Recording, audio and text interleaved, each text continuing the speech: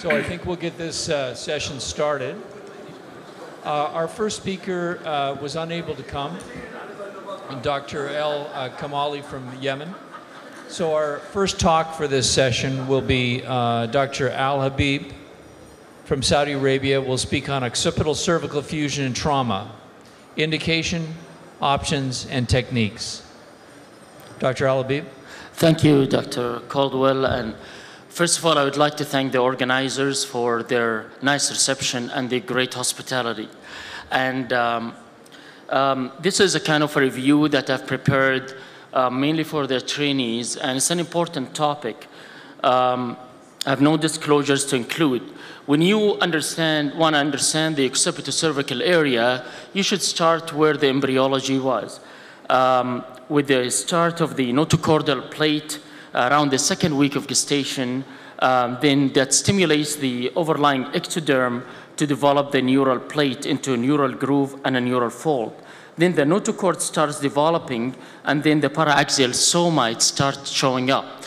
It's important to notice the sclerotome part of the somites because this forms our future vertebrae surrounding the neural structures. Now, the somites are differentiated into occipital, cervical, thoracic, and the rest. And we will focus in the craniocervical junction on the occipital and cervical somites. And this is a nice illustration from the Barrow Neurological Institute that shows the development. And you focus on the red one, the proatlas. The proatlas is the fourth occipital somite, and it demonstrates how the occipitocervical junction has one origin. And the easier way to remember this is to count from down upwards. So the third occipital cervical somite forms the body and the arch of C3. Then C2 somite forms C2 body. And then you have the C1, and this is starting the transition, forming the anterior arch of the atlas, then the body of the odontoid process, the arch of C1, and then the proatlas to connect to the occiput. So it is the fourth occipital somite, or the proatlas, that makes the connection. So the dens itself is formed by two somites connecting to the body of C2, so that makes C2 formed of three somites. At birth, you can see a recognizable odontoid process that's separated from C2 by the neural central synchondrosis that disappears by age of 8. How about the tip? It is not seen at birth. It starts as a separate ossification at the age of 3 that fuses by 12. So how does this apply clinically? Most of the CVJ injuries in children less than 8 are ligamentous. They're not fractures. Most odontoid injuries less than 8 are avulsion separating the neurocentral synchondrosis. And the anatomy of the occipitocervical area has to be thought as a C0, C1, and C2 complex with the ball and socket shape joint at C0, C1, and the biconvex gliding motion at C1, C2 that makes C1, C2 responsible about most of the axial rotation, and C0, C1 responsible about flexion extension. And the ligaments are well described. Most importantly are the alar ligaments, transverse ligament, and the capsular ligament. So injury at this area, most notably the occipitocervical dissociation, is a very serious injury that we had to look for carefully. You can have an iatrogenic injury with surgical resection of the occipital condyle, and sometimes delayed injury comes across. The occipitocervical dissociation was an injury first described in 1908. Back then, they used to rely on clinical examination. So this soldier fell during training, and there was a doctor on the scene who examined and found an unusual depression between the atlas and the base of the occipit.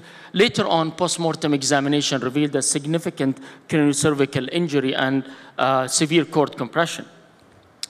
So it is a fatal injury. In 2010, this is a post-mortem study that looked at autopsies, and cervical injury of the autopsies constituted 50%, 20% were the dissociation type.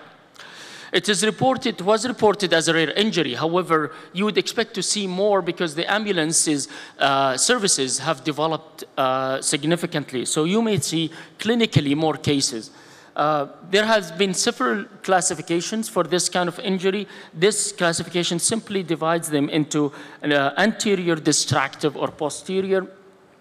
This classification looked more carefully at the distraction at the occipitocervical area and MRI evidence of ligamentous injury and defined the unstable ones at more than 2 millimeters. However, there was a disadvantage of this classification that it required in the gray areas to apply distraction force and measure the distraction under X-ray. So that was a downside of this classification.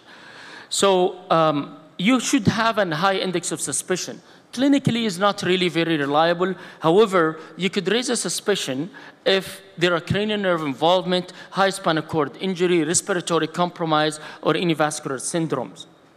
So when you look at imaging, when starting with X-ray, pay attention to the pre-vertebral soft tissue swelling, measure the distances between the dens and the basion, the BDI distance. The BAI distance is a little less reliable. And this is reference for you for the normal measurements. However, it remains that the C0, C1 joint, capsular joint distraction is one of the most reliable indicators of dissociation if it is more than 2 millimeters.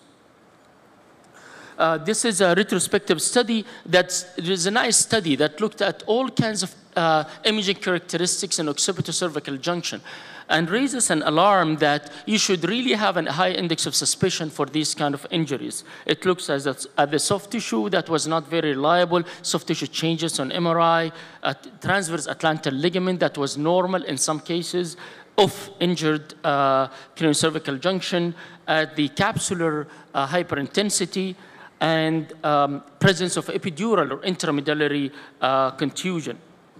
So you should combine all these injuries and measure them. And I personally experienced a case where I made the diagnosis only by looking at the admission CT scan and repeated CT scan. And I found a distraction at the repeated CT scan. Should we do an MRI in all trauma cases? This has been done in many ICU centers, especially the closed ones where intensivists take this initiative. However, there is no clear guidelines on this one. So the management relies mainly on general HLS guidelines. Traction is generally accepted as, traction is mainly recognized as a contraindication, and the treatment is mainly craniocervical fixation. Be careful when you do craniocervical fixation, how you position the patient, how you intubate the patient. Some people use this X-ray technique of taking a parallel line between the mandible and the anterior cortex of C2 to assure a patent airway, particularly when you want to extubate later. This is how we position in our university hospital. We use the Jackson table. We use a carbon fiber Mayfield so we avoid any interference with our X-ray.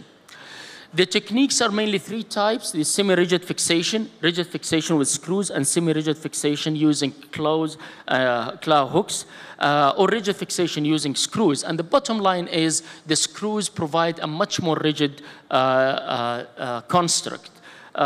So these biomechanical studies have shown this repeatedly. I'm going to go through them for the interest of time.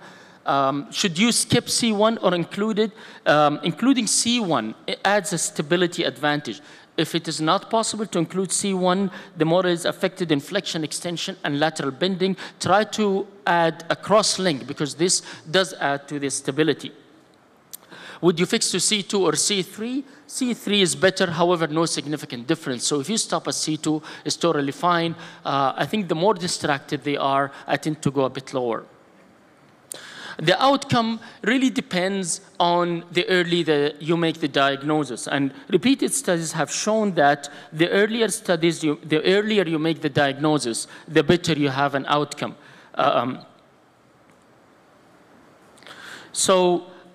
This study, again, showed a mortality of 26%. Misdiagnosis was the strongest predictor of mortality. Now, there are a few centers that do the occipito-atlantal transarticular screws. I have not done them. However, they are described in the literature. I will show you an illustrative case. This is a 40-year-old male who was involved in a motor vehicle collision with decreased level of consciousness, had a reasonable power on examination. And you could see how the occipito C0, C1 joint has been distracted. The BDI distance was more than 10 millimeters and significant ligamentous injury on MRI.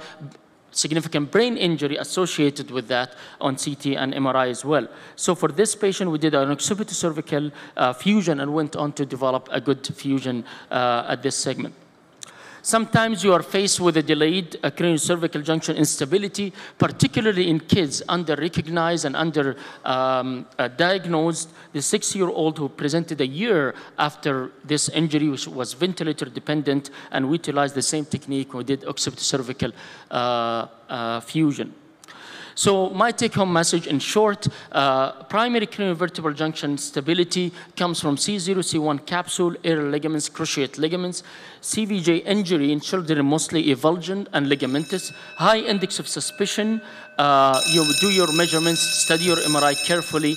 Occipitocervical fixation screws are biomechanically more advantageous. Be careful where you put your bone graft and prepare your bone for the bone graft. Outcome is mainly dependent on early diagnosis and associated head injury. Thank you.